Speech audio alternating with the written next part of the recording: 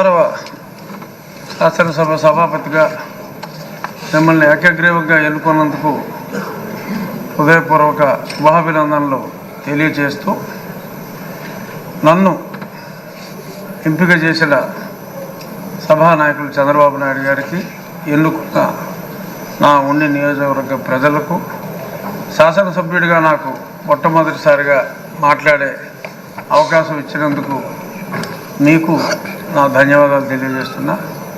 అందరూ చెప్పారు, మీరు ఎన్నిసార్లు మంత్రులు చేశారు, ఎన్నిసార్లు ఎమ్మెల్యేలు చేశారు కాబట్టి సమయం కూడా తక్కువ ఇచ్చారు కాబట్టి వాటి జోలికి వెళ్లకుండా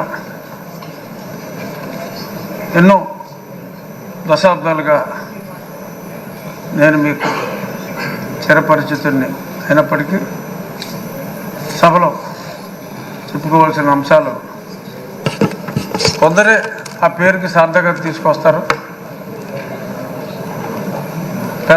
చిన్నవారికి అయ్యగా, మీ తోటి వయసులందరికీ అన్నగా, రాష్ట్ర ప్రజలందరికీ ఎంతో ప్రీతిపాత్రుడుగా, అయ్యన్న పాత్రుడుగా పరిపూర్ణమైన పేరు మీకు మీ తండ్రి గారు పెట్టారో తాతగారు పెట్టారో, ముందుగా వారికి నా ధన్యవాదాలు తెలియజేస్తూ, ఈ సభ పామరులందరికీ అర్థమయ్యేలాగా సరళమైన భాషలో మీరు మాట్లాడతారు. అందులో గర్వం లేదు, సరళమైన భాషే మీరు ఎప్పుడు మాట్లాడారు. ఇప్పుడు మీరు పిఆర్ కాలేజీలో చదువుకున్నప్పుడు ఒక గ్యాంగ్ లీడర్గా, రాజకీయాల్లో ఇప్పుడు ఒక మాస్ లీడర్గా, ఇప్పుడు మా శాసనసభను ఒక తరగతిగా భావిస్తే క్లాస్ లీడర్లా కాకుండా ఒక క్లాసిక్ లీడర్గా మీరు ఉంటారు అనే పరిపూర్ణ విశ్వాసం మా అందరికీ కూడా ఉంది. నిన్ననే మరి సింహంలాగా చెప్పుకునే వాళ్ళు సభకు వచ్చి వారి పేరు కూడా మర్చిపోయేలాగా పెప్ప అన్నారు. ఎందుకంటే అయ్యన్న పాత్రుడు గారిని సభాపతిగా ఎన్నుకుంటున్నారని అప్పటికే తెలిసిపోయింది కాబట్టి మరి వాళ్ళ పేరు కూడా మర్చిపోయే పరిస్థితి వచ్చింది. అంచేత వాళ్ళు ఎప్పట్లాగా అలాగే ఆ సీట్లన్నీ ఖాళీగా ఉంటాయేమో, మరి ప్రతిపక్ష పాత్ర పోషించాలి అంటే మరి పాలకపక్షంలోనే అందరికీ కూడా మీరు మాట్లాడే అవకాశం, కేవలం పొగడ్తలకే పరిమితం కాకుండా, మంత్రులకే అవకాశం కాకుండా, మాలాంటి శాసనసభ్యులందరికీ కూడా మీరు తప్పకుండా అవకాశం ఇవ్వాలి. సోదరుడు మనోహర్ గారు చెప్పినట్టు మాజీ స్పీకర్ గారు అందరికీ కూడా డిబేట్లో మాట్లాడి, ఒక శాసనసభ్యుడికి శాసనసభలో గౌరవం ఉన్నప్పుడే వారి వారి అసెంబ్లీ స్థానాల్లో కూడా వారికి గౌరవం ఉంటుంది.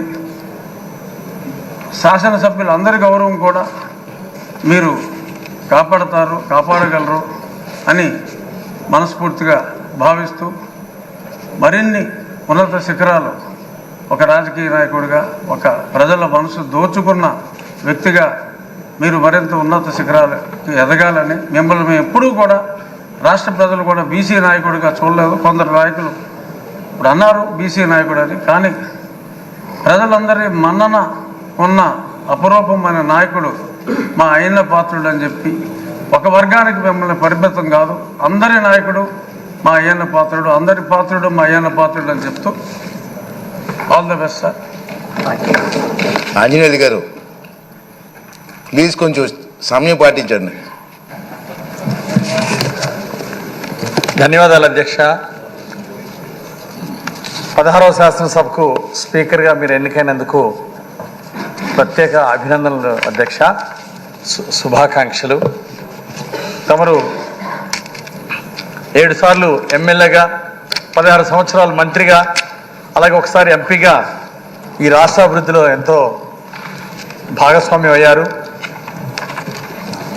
ఈరోజు ఈ సభను గౌరవప్రదంగా మీరు తీర్చిదిద్దుతారని, మీకున్న అపారమైనటువంటి అనుభవంతో ఈ సభను బ్రహ్మాండంగా తీర్చిదిద్దుతారని అందరూ ఆకాంక్షలతో ఎదురు చూస్తున్నారు.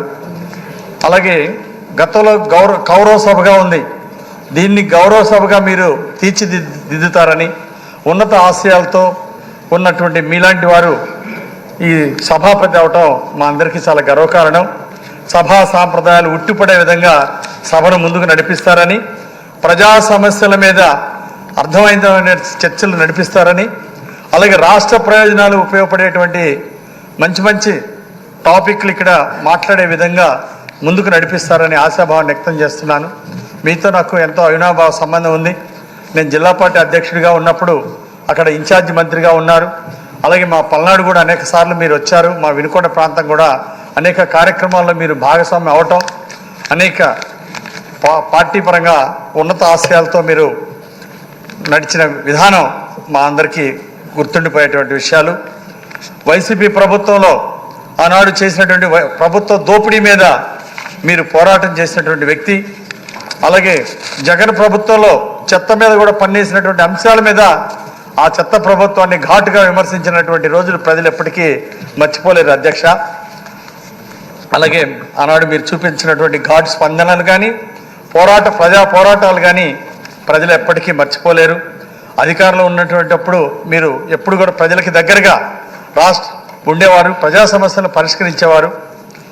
అలాగే ఈరోజు ప్రతిపక్ష నాయకుడు జగన్మోహన్ రెడ్డి అలాగే వైఎస్ఆర్ పార్టీ ఎమ్మెల్యేలు ఈ సభకు రాకపోవడం ఇక్కడ అర్థవంతమైన చర్చలు జరుగుతూ ముందుకెళ్లాలని, ప్రజా ప్రయోజనాలను దృష్టిలో పెట్టుకొని ముందుకెళ్లాలని కోరుకుంటూ మరొక్కసారి మీకు శుభాభివందనలు తెలియజేస్తూ సెలవు తీసుకుంటున్నాను అధ్యక్ష.